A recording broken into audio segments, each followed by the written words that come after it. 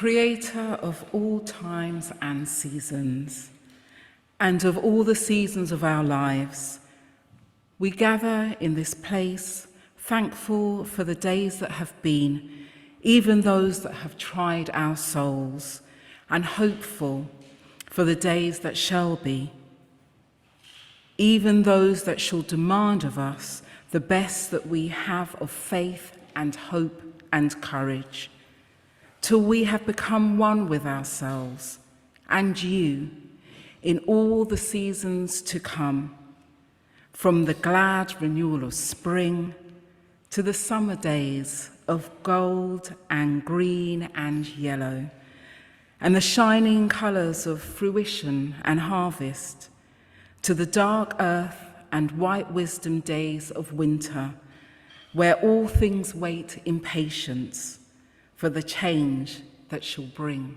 transformation. These opening words by Richard M. Fawkes welcome all those who have gathered this morning for our Sunday service. Welcome to those of you who are gathered here in person at Essex Church, to all of those who are joining us on Zoom from far and wide, to all who are viewing and will be viewing at a later date on YouTube or listening to our podcast. For anyone who doesn't know me, my name is Jeannene Powell, and I'm a member of this community, and I'll be leading our congregational service today.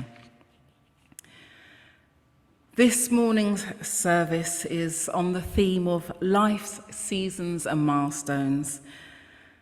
With the help of members of our congregation, Sonya Leite, Liz Tuckwell, and Jennifer Young, we'll be reflecting on the changing seasons of our lives and those significant moments when we can pause and take stock. But let us take a moment to pause before we go any further.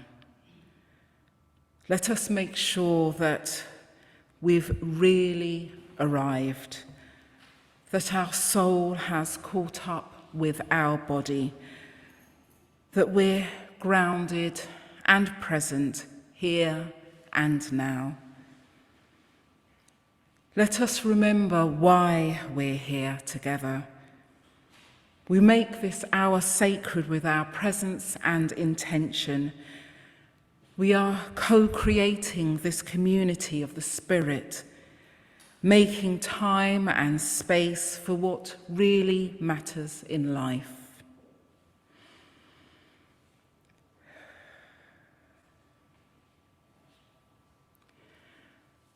Let's light our chalice flame now, as we do each and every week. This simple ritual connects us with Unitarians and Unitarian Universalists the world over, and reminds us of the proudly progressive religious and spiritual tradition of which this gathering is part.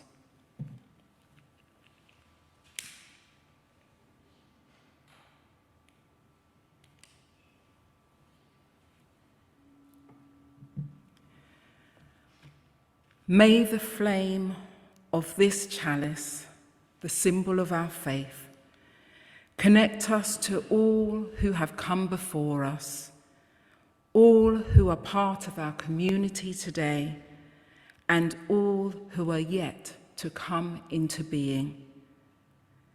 May it serve as a reminder of our unity and our connection across all time and space.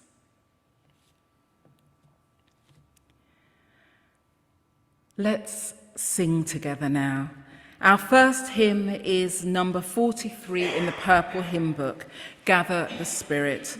For those joining on Zoom, the words will be up on the screen. Feel free to sit or stand as you prefer to sing hymn number 43.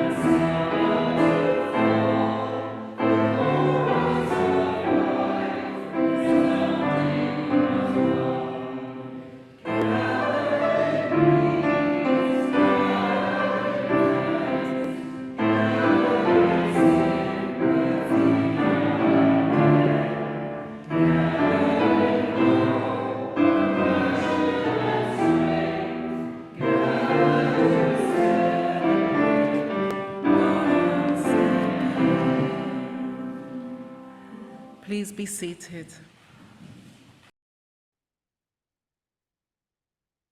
Let's take those joys and concerns into an extended time of prayer and reflection. This prayer is based on some words by Lynn Cox, and you might want to adjust your position, close your eyes, soften your gaze. There might be a posture that helps you to feel more prayerful, whatever works for you. Do whatever you need to do to get into the right state of body and mind for us to reflect and pray together.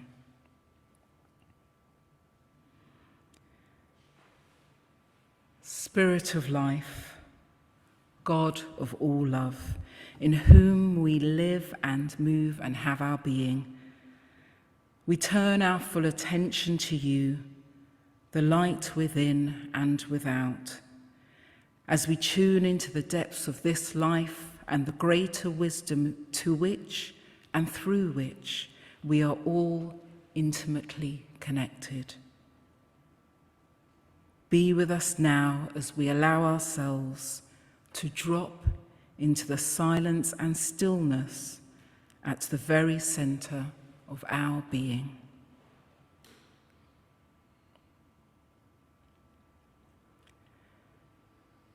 Spirit of life, God of all love, ancestor of the stars and the sun, you who embrace the vastness of space and us along with it, be with us today.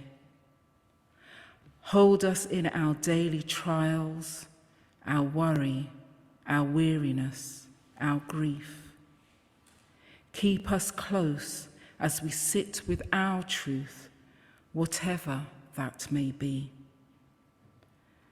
Lead us to rest in the quiet, to find solace and renewal this day as we reflect on the changing seasons of our lives. You whose arms open with the spinning galaxies, help us to make room as you do for all that is. Open our hearts to our loved ones, our neighbours, the beings with whom we share this planet. Lead us to reach out to others in compassion. Turn us towards one another in mercy, right relationship, and reconciliation. You who have seen the rising and setting of suns, of seasons, of civilizations, remind us all that we have learned from the history of the world and from our own histories. Give us the courage to face our mistakes and to repair them whenever possible. Help us to understand our interdependence, our relatedness with all of the other spinning lives around us, and lead us to treat those relationships with care. In this space, filled with the people among us who shine like stars, this space filled with the sparkle of love and care, we give thanks for this moment we have to be together. May our senses be open to the beauty of this day, this season, this world, the beauty that endures and which may lift our hearts, if only we are able to notice it, to give it our attention.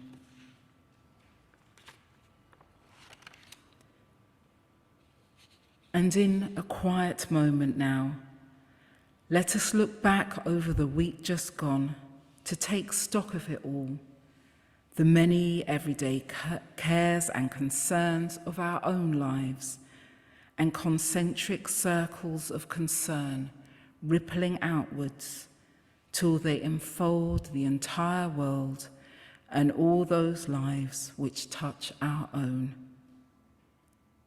Let us take a while to sit quietly in prayer and reflection with that which weighs heavy on our hearts this day.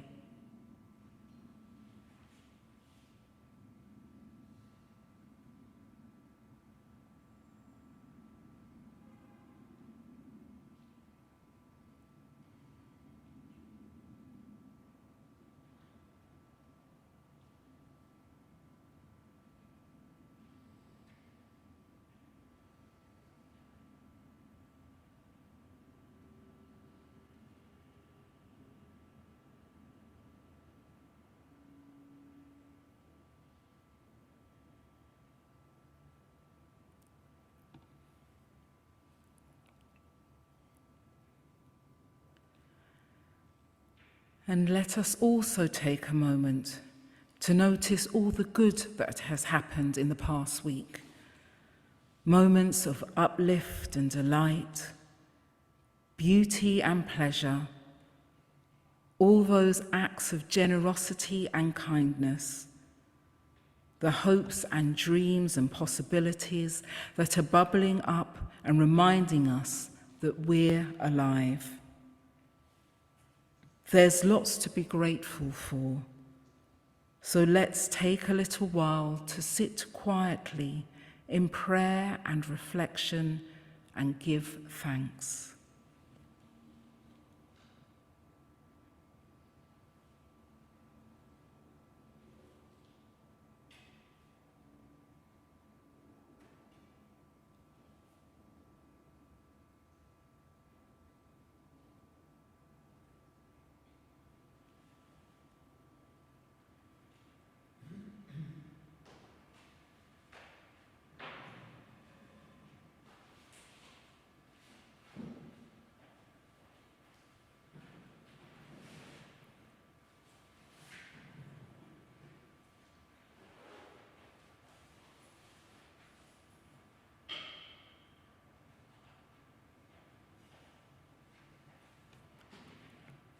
Spirit of life, God of all love, as this time of reflection and prayer comes to a close, we offer up our joys and concerns, our hopes and fears, our beauty and our brokenness, and we call on you for insight, healing, and renewal.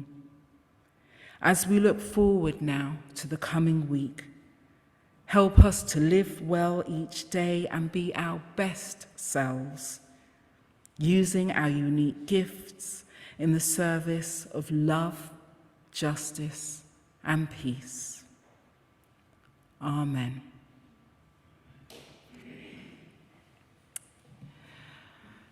Let's sing together again now. Our next hymn is number 63 in the Purple Book. It's called Hope is Born in Springtime, but the words take us through all the seasons and the lessons they contain. The words will be up on screen for those at home. Feel free to stand or sit as you prefer for hymn number 63.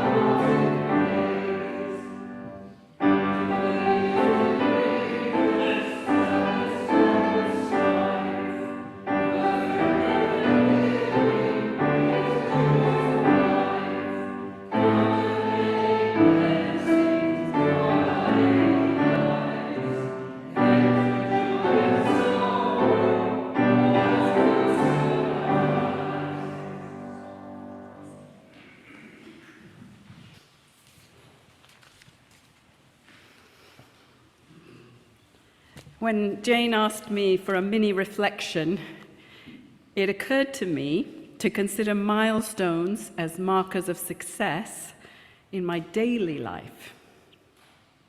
So the milestone that came up for me is the nature of disappointments and how I've built a new relationship with them. Years ago, I explored a system called human design. They create a birth chart integrating principles from multiple disciplines like astrology to physics. They focus on your personality traits, revealing themes in your life and how to navigate them harmoniously. To my surprise, the chart revealed a recurring theme: disappointment. I actually felt liberated when I heard this, because as this theme was a given in my life, I could learn to befriend it. I started my working life as an actor, a career riddled with disappointments, auditions and not getting the job, or getting down to the last two and not getting the job, and still not getting the jobs, and then they would start and then they'd get cancelled. And this theme also showed up in my family life, relationships, the world, in general, being let down. At that point, my motto was to trust everyone until they let me down. Not a very effective way of being discerning to each moment or situation. In retrospect, I realized how endemic disappointment was in all areas of my life. And it was a setup. I set it up. My negative self-talk was filled with unrealistic expectations, stopping me from living in the present. I was assuming the past was going to keep repeating itself, and I was not participating fully in my life. However, disappointments taught me I cared. These moments were helping me to release a hidden aspect of myself, to either speak up or give myself a break or give myself some empathy. Now, when disappointment comes, it's my little red flag that gives me a choice to either course correct or laugh or both. A spiritual teacher once said to me, "If you're going to laugh about this situation later, you might as well laugh about it now." And in Hindu theology, there is a term called lila. It's seen as a playful way the gods set us up for little challenges in our lives. A test, if you like, to have fun with us, to show us how we react or respond. I'd like to give you two examples of a big and little disappointment I had this month. I signed up to do a 6-month program in songwriting with the brothers Corin. This is done mostly online and ends with a recording, which is produced for you in person in California at the end of this year. The course covers deep themes: awakening to oneself, to our power, receiving unconditional support to find our truth, and to use our authentic voice to tell our story in song. We all have the desire to express our authentic selves. I loved the idea that the course would provide support for the inner process and the outer results. I signed up and paid. A week before the course was due to start, they changed the dates. There is now an unscheduled break, a big gap of 2 or more months, turning it into an 8-month commitment ending next year. Disappointment and shock hit me hard. I prayed about it, and then I wrote an email. I had mixed reactions. I know life throws curveballs, and yet I also know I wanted to be authentic and share my feelings, the themes of the course. I wrote to them about my disappointment and what my expectations were. I did not make them wrong or turn myself into a disappointed victim. They responded by thanking me for bringing my points to their attention, and they course-corrected. And they are going to honor the original month for the recording dates in California, just for me. They were walking their talk and honoring their commitment to support me. I didn't repress my feelings. I didn't course-correct or laugh. I spoke about my disappointment with the unsatisfactory changes and how it would impact my life. I expressed my truth in the moment directly and clearly, and I got results that I didn't even expect. A miracle. Was this Leela? And the gods playing and testing me? I think so. And lastly, yesterday, after a confirmation email, I turned up for an infrared sauna appointment. I was greeted by a confused receptionist telling me they sent me an email saying the sauna was broken. I had not received the cancellation email. Another Leela moment testing me. This time I laughed. This time my new self-talk was, why choose disappointment? Just laugh, because life is full of unexpected situations, and who knows where it will lead. That's my milestone. I feel I've learned to appreciate and conquer disappointments, and I notice when the gods are having a laugh at me. Thank you.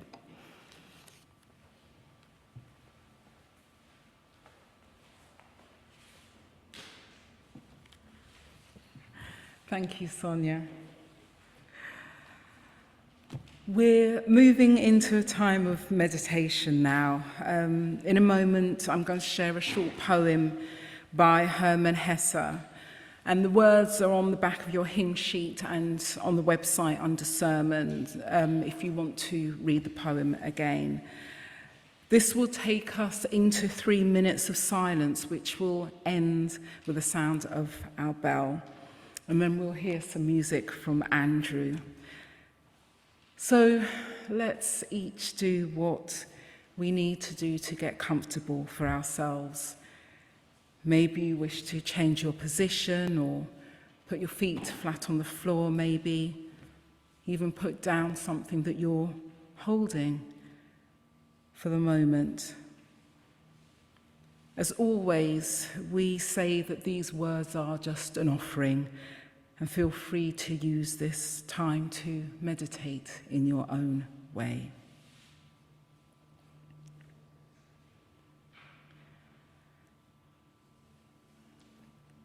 As every flower fades and as all youth departs, so life at every stage, so every virtue, so our grasp of truth blooms in its day and may not last forever.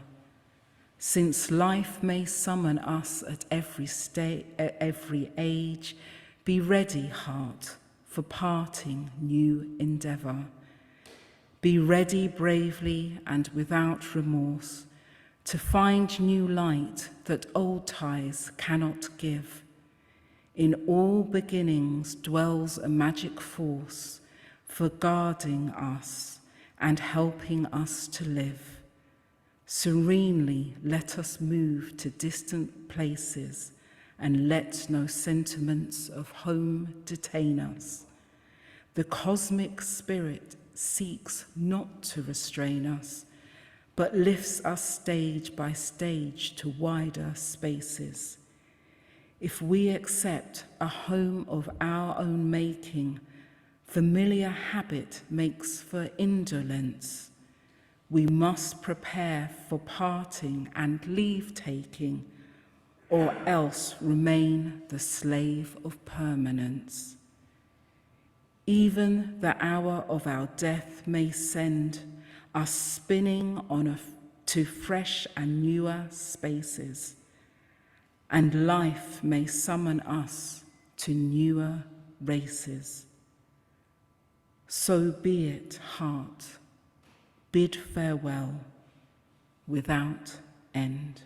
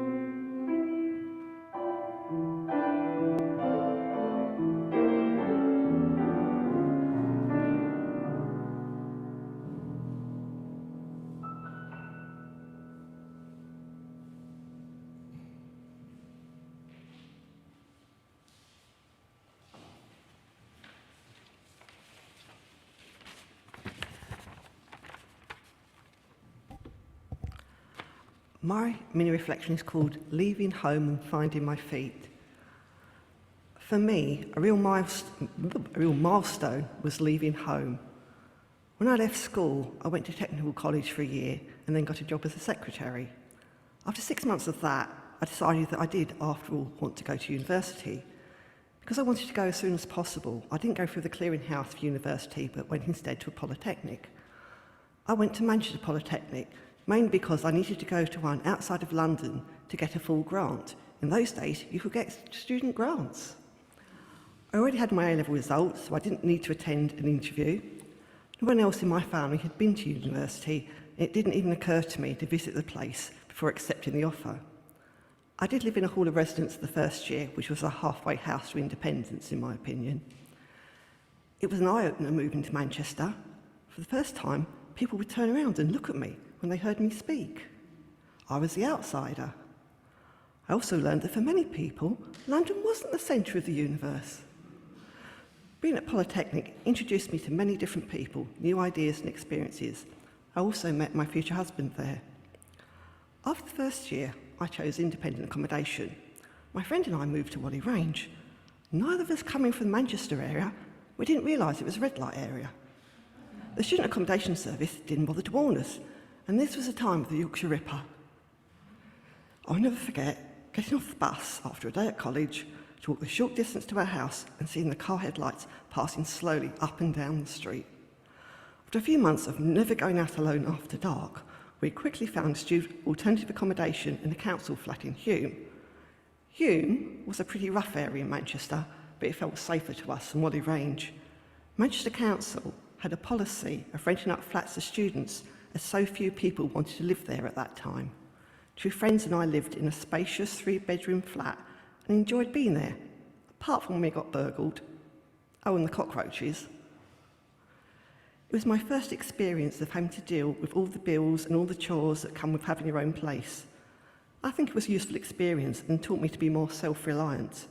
And I realised that for me and my friends, this was only a temporary experience, but for most of our neighbours, this was their permanent reality. After Manchester, I moved back to London and lived with my parents for a few months, which I think none of us really enjoyed. I'd become far more independent and used to doing things my way. Then I moved to live with my then boyfriend in Kensal Rise, and in fact I'm still there, though not in the same flat. I never lived with my parents again. Moving out of my family home into my own accommodation, not relying on my parents to take care of bills, etc., were important milestones for me on the way to becoming a proper adult.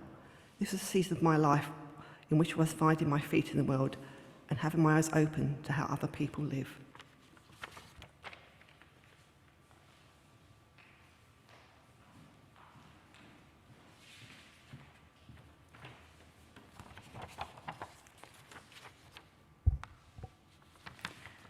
Good morning, everybody.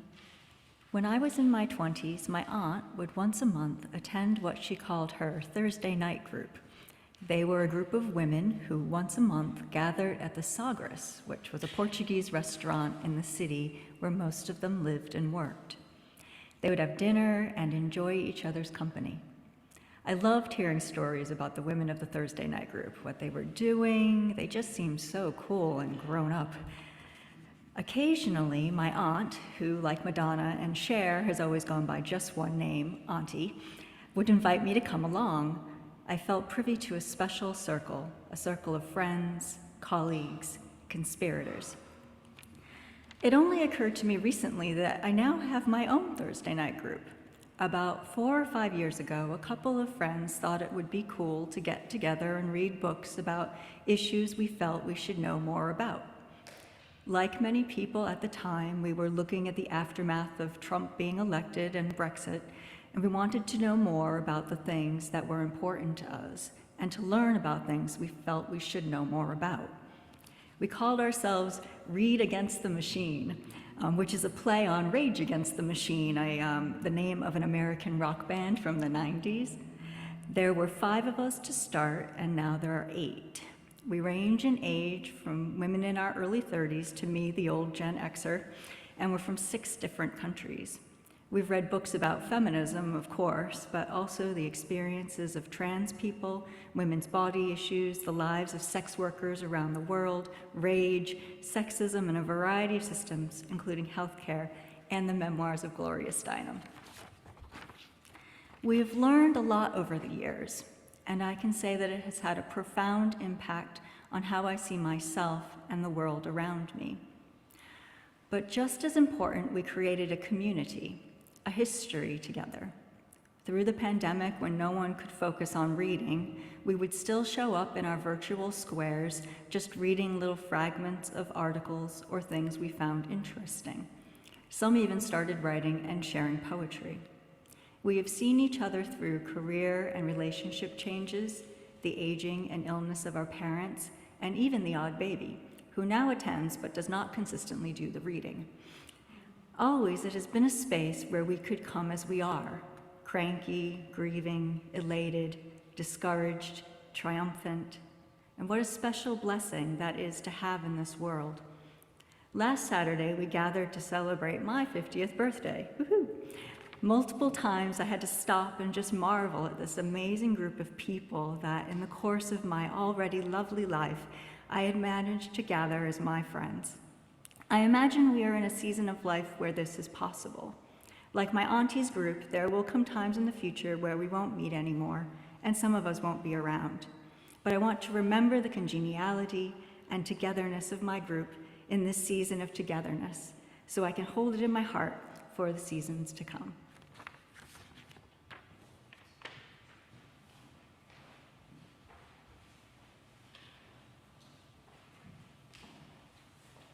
Just some technical.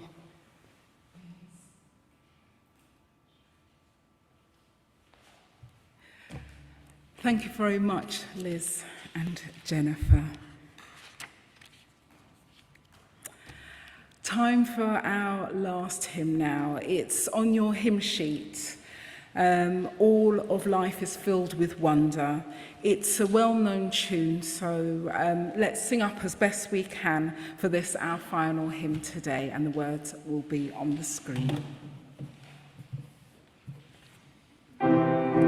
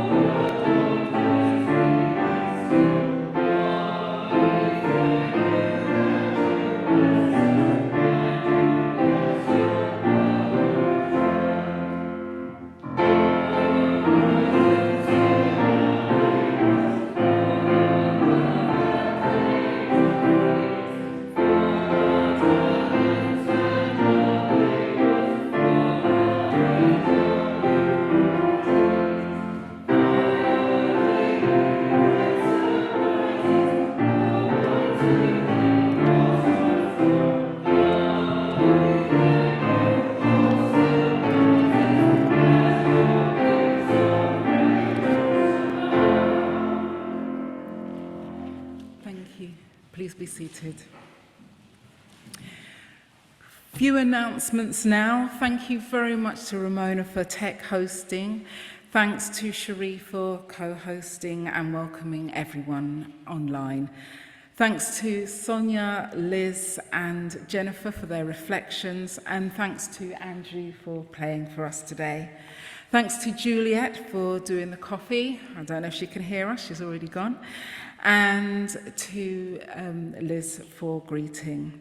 Thanks for all of those who are here in person. Please do stay for a cuppa and conversation if you can. That they're served in the hall next door. And if you're joining on Zoom, please do hang around for a chat with Cherie if you're able to. This month's Better World Book Club is tonight on Zoom at 7:30. If you're expecting to go along and you haven't got the link already, please get in touch with Jane as soon as you can. It's too late to read this book, but next time the book will be Loving Our Own Bodies by Rabbi Julia Belzer. We've got a few copies in the church library, so if you'd like to borrow one, you're more than welcome. Tomorrow, Monday the 24th of June, our very own Abby Lumiere is holding a tea time concert here at the church with her new chamber music collective called Monday's Child, and that's from 5:30 to 6:30 p.m. It's a pay what you can event, and there was a link in the Friday's email for Eventbrite if you want to get tickets to that. We have our regular online Heart and Soul spiritual gathering on Friday at 7 p.m. and the theme for that will be unknowing. Not that we don't know the theme is called unknowing. It's a great way to connect with other people on a deeper level if you haven't been before, so contact Jane if you want the Zoom link for that. Sonya will be here as usual for her Nia dance classes on Friday at lunchtime, and next Sunday we'll be back with our regular service with a guest preacher, the Reverend Michael Alurid. Details of all our activities are printed on the back of your orders of service, and they're also in the Friday email. This congregation very much has a life beyond Sunday mornings. We encourage you to keep in touch, look out for each other, and do what you can do to nurture supportive connections. That's everything I have to tell you, so it's just time for our closing words and closing music now.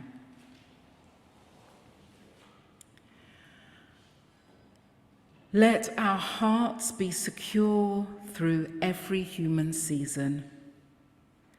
Let our hearts be as secure in seasons of anguish as in seasons of joy, in seasons of failure as in seasons of success, in seasons of uncertainty as in seasons of security. Remembering the seasons of our lives are ever turning.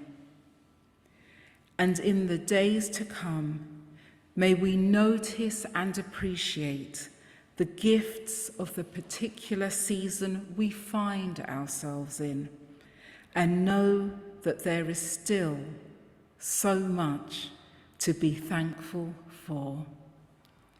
Amen.